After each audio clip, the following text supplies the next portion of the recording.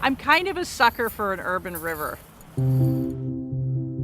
A tidal urban river is like my favorite thing to deal with. The idea that we have this like living beast, this liquid beast that rises and falls twice a day. I love the fact that there's a bigger rhythm out there that we can observe.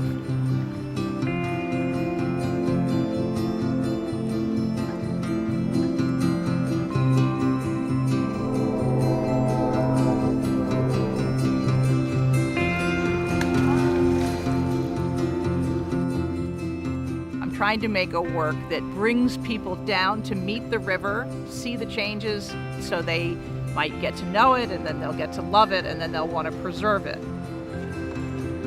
A lot of people doesn't stop and take time out to actually breathe and enjoy life. So out here, you actually get that sense of feeling. Not that many places have tidal rivers. Philadelphia is a good hour and a half from the ocean, but that is the ocean pushing this tide up the Delaware and then up the Schuylkill. Only the fishermen know, and occasional kayakers.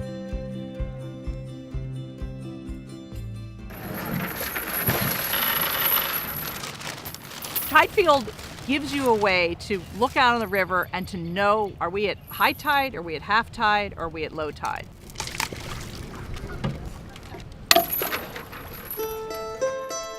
And so if you can only see the top 3 red buoys, that's high tide. And then as the tide drops to half tide, the buoy strands will start to arc in a kind of caterpillar-like arch. And then when the tide is low, they lay out like sleepy caterpillars on the water. So you get a full 3 colors at low tide and less as the tide rises. All right. I like putting my art in places where people will unexpectedly come across it, and particularly if they have a repeat visit, they'll start to see slight changes happening in the piece.